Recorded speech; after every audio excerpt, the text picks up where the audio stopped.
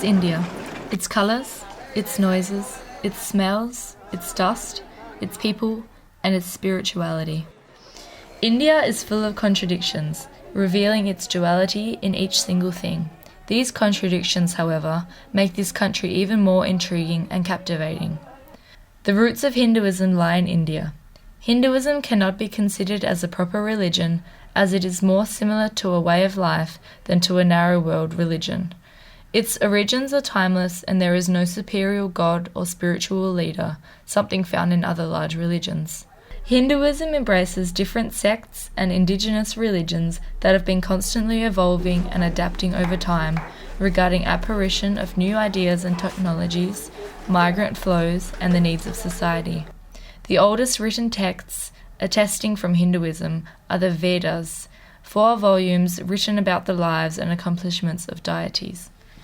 As myths were originally orally transmitted, and because of that diversity of branches, there is no single holy book, instead many different texts. They correspond to various spiritual and religious beliefs and traditional approaches within Hinduism. As a consequence, one can find many contradictions along with many holy texts than in myths or traditions. Holy texts were all written in Sanskrit, the holy language that is still employed for worshipping. These contradictions are again part of what is India's duality. This country, known as the biggest democracy in the world, must still fight with many injustices. Society has been built on Hinduism. Currently, 80% of the Indian population are Hindus. I was concerned about the link between the large place given to religion and the consequences it could possibly have on the daily life of the Indian people. In Hinduism, everything is ruled regarding to notions of purity or impurity, caste system, job practicing, relations between men and women and their intercaste relations, even rituals and daily habits such as taking a shower or greeting someone. Therefore, I decided to explore why inequalities still exist in India and how they are linked to Hinduism.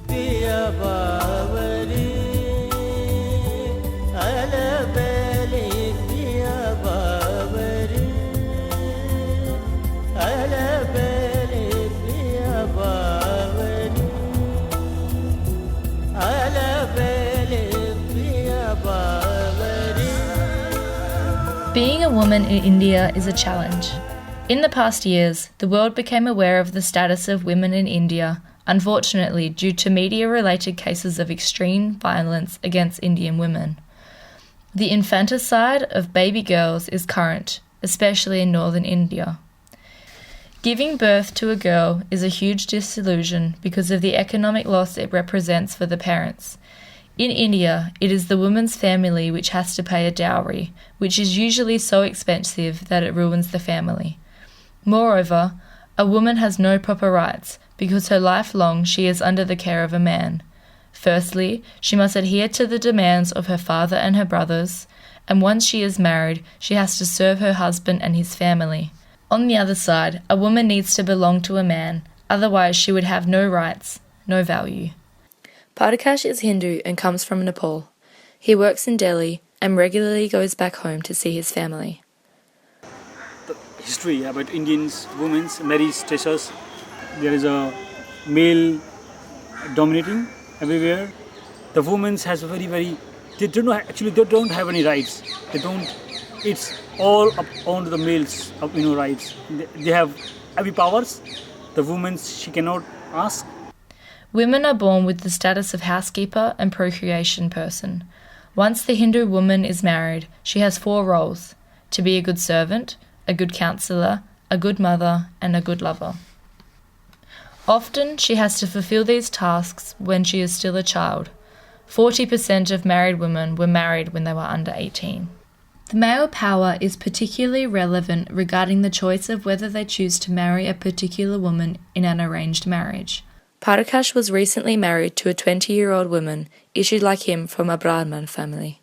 I can say this is not love marriage, but even not arranged also, because if I don't want that time, I said I don't want, but it's more choice of mine, because my family, they asking mine, not to the girls.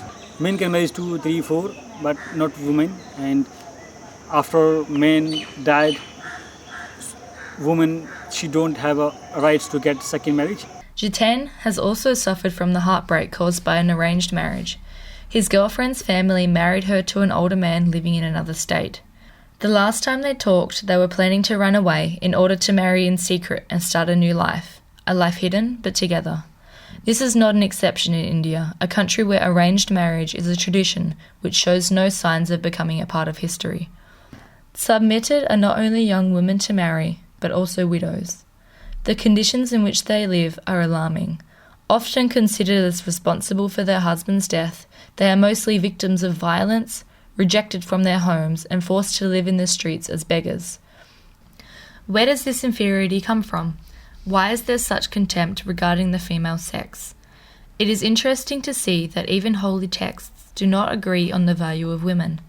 It is written in the Vedas that women have to take care of the house, husband, and children.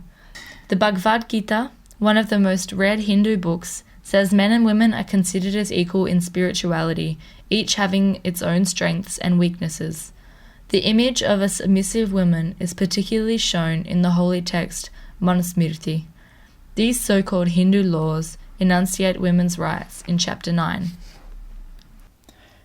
Day and night, women must be watched upon by the males of their families. And if they attach themselves to sensual enjoyments, they must be kept under one's control. Her father protects her in childhood, her husband protects her in youth, and her sons protect her in old age. A woman is never fit for independence. The paradox is that in Hinduism, the wife of Shiva, the god of destruction, called Durga, is one of the most important female deities for Hindu. Durga embodies the Shakti, which is the absolute power of the universe, the divine, creative, feminine power, which is the ultimate all. Suprabha comes from a family where women are emancipated and still have a job.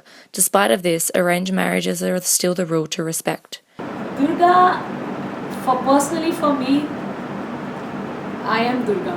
But as far as power of India, Durga, why I say I am Durga now is, there have been phases in life, when after marriage, wherein there have been situations which I never dreamt of, never, ever, before marriage. But there have been situations when, and since I never dreamt of those situations, I also never dreamt of the solutions I would take out. If in English I explain 3 words to explain Durga, it would be courage, compassion and wisdom. Compassion, because I think a woman is born with ample of compassion. Courage, because she's called Shakti, and if compared to man, we are very, very mentally strong, maybe sometimes less physically. And wisdom, because taking the right decision at the right time with a lot of wisdom, these 3 things make Durga. However, her example shows that the status of Indian women is improving.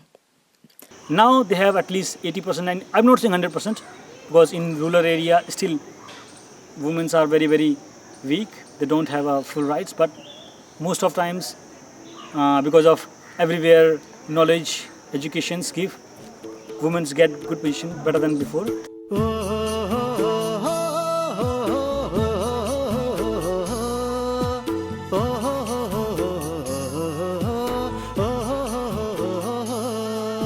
Things are also evolving regarding the caste system.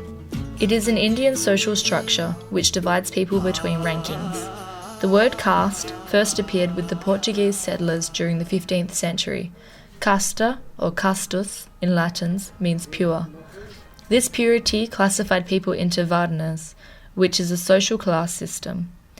In early Hinduism, Sanskrit texts established 4 varnas, and the higher varna was purer than the lower ones. Somkant is a teacher of Sanskrit, and according to him, the classification is based on one's mental or physical abilities. In old time, I have told you before that it was based on your mind power, in base of your body power. It was not a caste system. If you can read, you are Brahman. If you have a powerful body and you are interested in yuddha, So var, so you are Kshatriya. If you are interested in business and you have so clever mind that you can do your business very carefully, you are a Vaishya. First, there are the Brahmin, the highest of all castes. Then come the Kshatriya. Next, there are the Vaishya. Finally, the Shudras, the lowest of the 4 social classes, or Varnas. The Shudras were considered so low that they were prohibited from the study of the Vedas. Within these 4 Varnas, there are many different castes called Jatis. There are over 2,000 Jatis.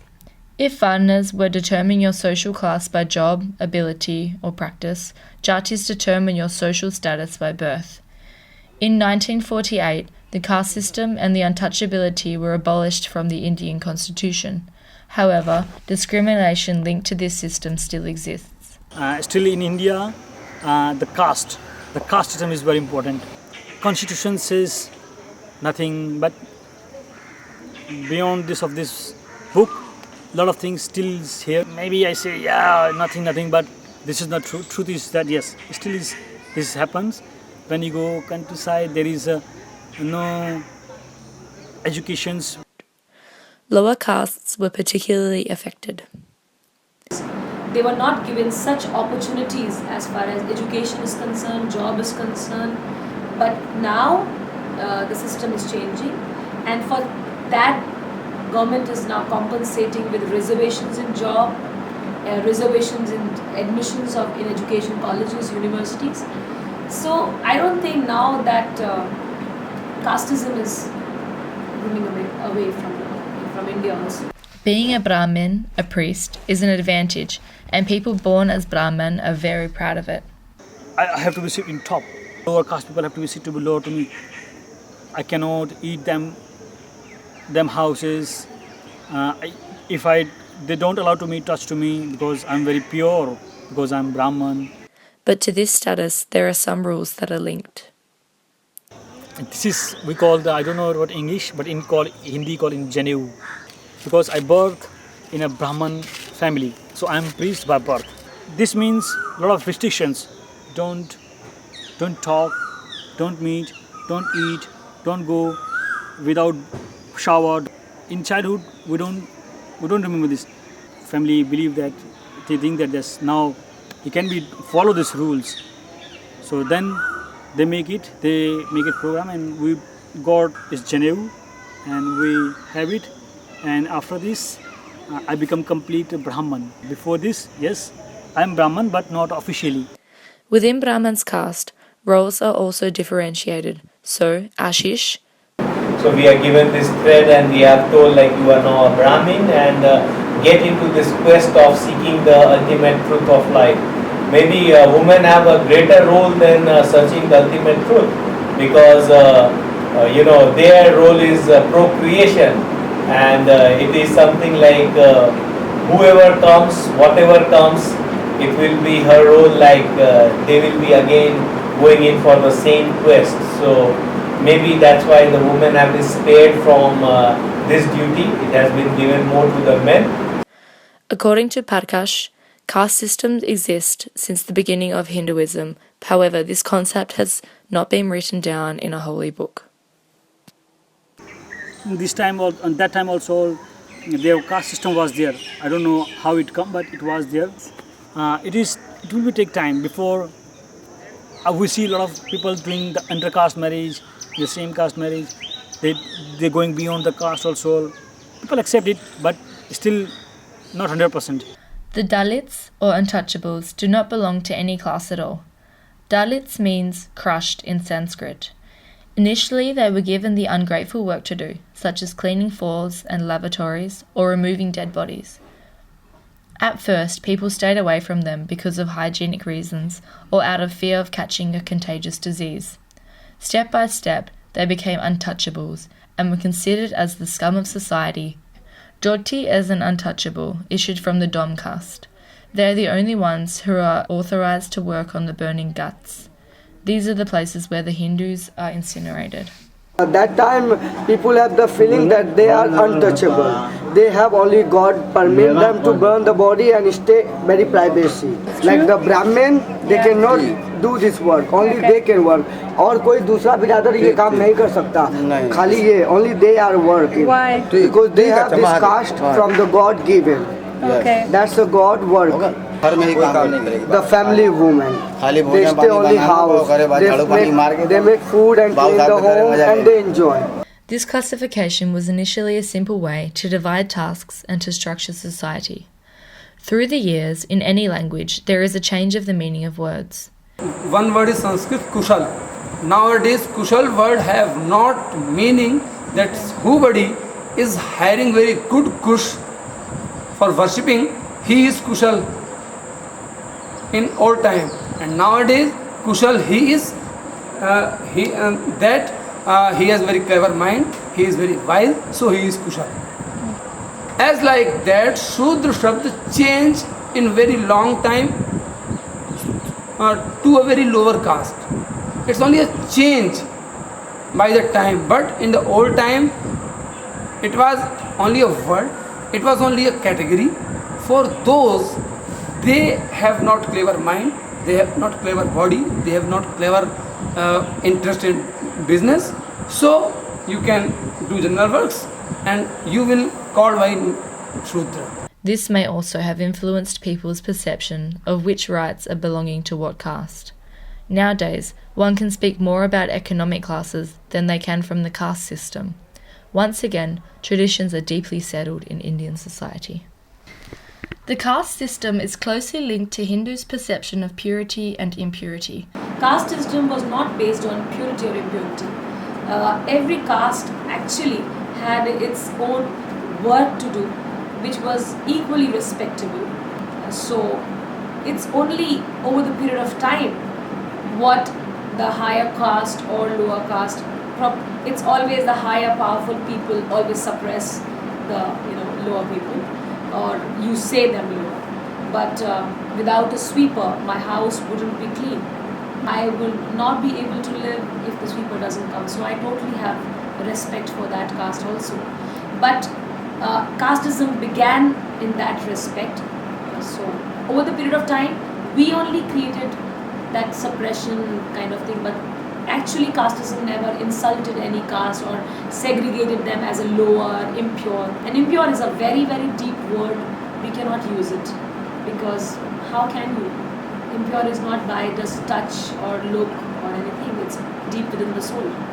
And everybody's soul is same, no matter what caste you belong to. Therefore, it is necessary to define these notions.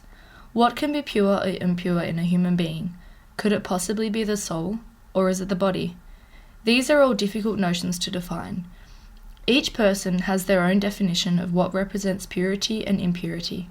In Hinduism, people genuinely agree that it is not the soul that can be defined as such. The soul is neither pure nor impure. The soul is mostly called Atma. It is eternal and has no personal characteristics. It is a birthless and deathless reality and remains constant. I can say that soul remains as such. It doesn't change. Only the body changes. And how I can relate to an example is that when there is a bud, the soul is like a bud. When it becomes a flower, the appearance does change, but then the soul remains there. Then the flower becomes fruit. Again the soul is there, the appearance becomes a fruit. But again the fruit has the seed, because it will again give a plant. So the cycle is the same, nowhere the soul changes, it's only the appearance which changes. And that soul is the purest form. I still cannot answer what you mean by purity. I'm still discovering it. I don't have real answer what you mean by purity. All I can say is soul is absolute. When I say absolute, is that it is not sad, it's not happy, it's stable. Then if no soul is pure nor impure, what is determining our human condition? It is karma. One of the basic beliefs of Hinduism is the law of action. Karma says, what you do, you got it back. And when you talk about karma, karma is cause and effect. As you create your causes, the similar kind of effect will be there in your life. This is what the definition of karma I'm trying to understand. And in the world where we are living in, lotus is a flower which simultaneously shows the cause and effect. Since when lotus blooms, at the same time it produces the seeds. So the simultaneity of life, which is cause and effect, it can be easily seen in lotus. Karma depends on the sum of favourable or unfavourable acts that one has performed in a previous life. It is the result of all our previous birth which models our personality. Karma can change, and someone good can cultivate bad karma in having evil thoughts. Finally, karma consists of our daily actions and thoughts. In fact, karma can be categorized as being either pure or impure regarding the good or bad deeds that one commits in their lifespan. It is not the death what we fear more, it is the rebirth what we fear more. If one collects bad karma in his former life, he will be reborn into someone's body in which it is predestined to have a painful and difficult life. So till now, I was like, I cannot change my karma, since it was, I don't know what I was last birth. And till now I was like, okay, that's how my destiny will come. I gave many competitions, did my education, but I did not get successful. Perhaps that was my karma.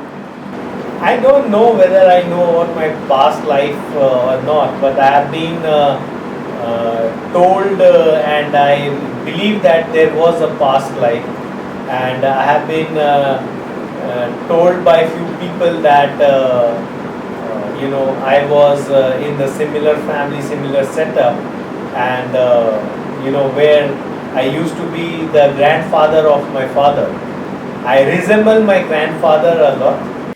Be aware of what happened in one's previous life helps to understand why one has bad karma and how this problem can be solved.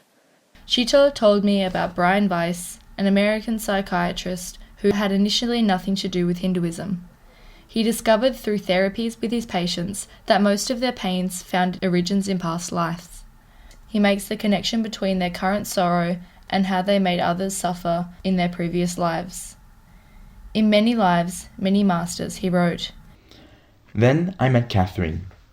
For 18 months, I used conventional methods of therapy to help her overcome her symptoms. When nothing seemed to work, I tried hypnosis. In a series of trance states, Catherine recalled past lives, memories that proved to be the causal factors of her symptoms. In just a few months, her symptoms disappeared and she resumed her life, happier and more at peace than ever before. Thus, what emerges from Hinduism is fatality and the acceptance of destiny. However, it is a destiny which one can mostly influence by maintaining pure karma in their lives. Your soul have to be free. For this, you have to be become pure. For how to become pure? Pure, you have to become follow the truth. So how you find truth? If you believe that all is mine, because whenever you have love for somebody, so you will be not take the right decisions. If you hate someone, so maybe you not take the good decisions about him also. You think you are mine, so I'm not taking the right decisions. In right decisions, there is nothing mine and your. Everything is equal.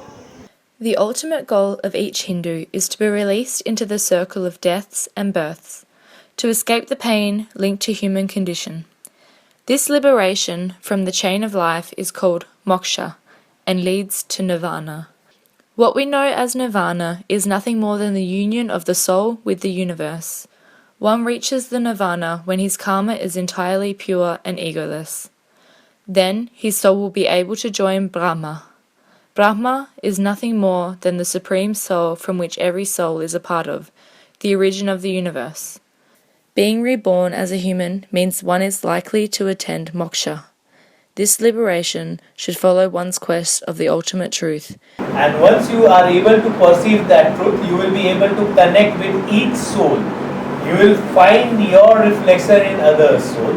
For that matter with the trees, for that matter with the animals, for that matter with fruits, anything living having a soul. As a matter of fact, to encourage people to go beyond contradictions, to understand the single duality there is in each thing. You have duality in everything. In existence in all sphere of life you will find duality. What it is, then what is the reality if there is a duality? How I interpret is like pure and impure or good or bad is something like two ends of the same string is the and if you try to bring the two ends together in a circular form, you will find that both the extremes reside side by side. Shantakaram Bhujagashayanam Padmanabham Suresham Vishwadharam. Varanasi, also called Benares, is the most sacred city for the Hindu people. It is located in the northeast India in the state of Uttar Pradesh. The city was built on the Ganga banks, the so-called Ghats. Apart from its importance linked to the holy water of the river, which they call Mother Ganga, Varanasi is famous because of its cremation Ghats. Cremation accelerates the soul's release and its journey towards nirvana. Therefore, once Hindus die, they are incinerated. Burning the dead body, the sheath, which had chosen the soul for its rebirth, frees it. However, to be effectively released, the burning process has certain rules to follow. These include 5 different massages of the dead body, its incineration by the eldest living son, and the throwing of the ashes in the Ganga. Saints, young children, cows, and pregnant women are not burned because they are considered as being already pure. Women are not allowed to be present in the burning Ghats. Firstly, their tears could prevent the soul's release, and secondly, widows could potentially throw themselves into their husband's pyre to escape from the tragic life that they would experience without him. One of Varanasi's characteristics is its huge number of saints. These elderly men, called babas or sadhus, are ascetic Hindus who renounce caste, family, money, and social position to devote their lives to God. There are different kinds of sadhus. The colour of their robe reflects the group of God worshipping which they belong to. Varanasi, being a city dedicated to Shiva, sadhus wear saffron robes. In Hinduism, saffron is known as the colour of purity. Wearing this colour symbolises the quest of light. These beliefs have significant consequences on Hindus' lives. Their daily preoccupation is to ensure that they are keeping good karma. Therefore, you have varied things to do, beginning with the right worshipping, erasing of evil thoughts, and being selfless and compassionate. जैसे कि अच्छा कर्म करने के लिए क्या आप करते हैं? भगवान की पूजा करते हैं. For doing good karma, they doing good work, good pray and good worshipping to the God. Okay. To have a good karma and do good duty. For the spiritual world, if you are wants to know God, if you wants to worship the God by the speaking some lines of Sanskrit, you have to pronunciate that. If you are not pronunciating the Sanskrit, you can't pray to God very because all the stutis in the Sanskrit, if you are not knowing its meaning, if you are not knowing its clear meaning, normally you have to pronunciate that to worshipping God. God worshipping is making a good puja.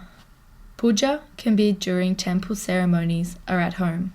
Puja varies among people and their individual needs and responsibilities. Some religious daily performances begin in the morning when the status of the deity is waken up, followed by bathing and feeding. When devotees enter a temple, they ring a bell suspended on the entrance. That means one's mind is free and concentrated on the devotion to God. As you see behind of me, there is a temple. So I want to tell you why we create temples. Because we feel that that's a place where we connect with the God. And people come here to not only prayers, to ask to the God, because He created us, and we want to know what is our measure. Every time the priest is putting red paste on the devotee's forehead. It is called tilak and is situated between the eyebrows where the spiritual third eye of a person is located. It should not be confused with the red bindi mark, which Indian women mostly wear to show their marital status. This third eye is one of the 7 energy points of the body, which are called chakras. This chakra represents a lotus flower with 2 petals. It puts an end to duality. It is at this point that male and female energy, darkness and light, body and soul should merge to be only one entity.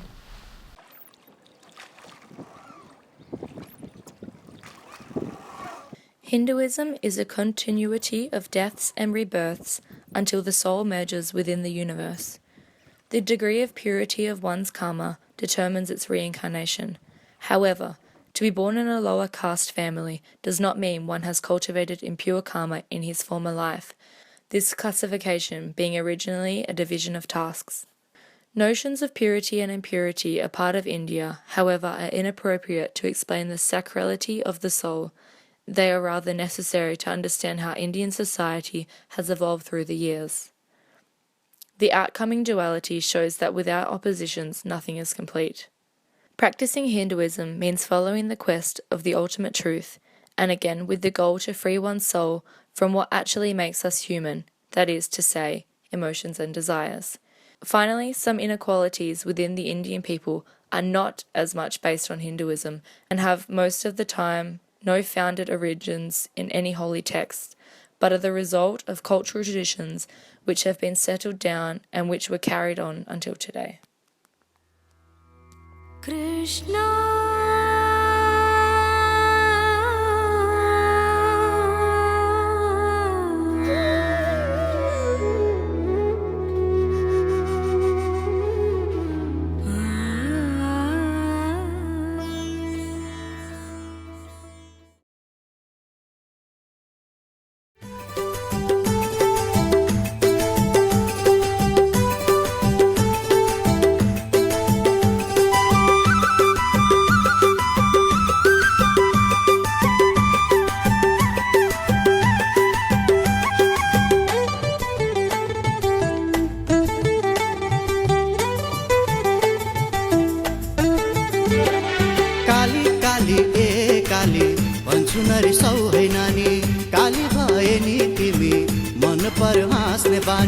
काली तिम्रो मनमा सानो ठाउँ छ कि छैन खाली काली तिम्रो मनमा सानो ठाउँ छ कि छैन खाली भए राख्छौ कि मलाई माया दिएर पाली भए राख्छौ कि मलाई माया दिएर पाली काली काली ए काली भन्छु न रिसाउ है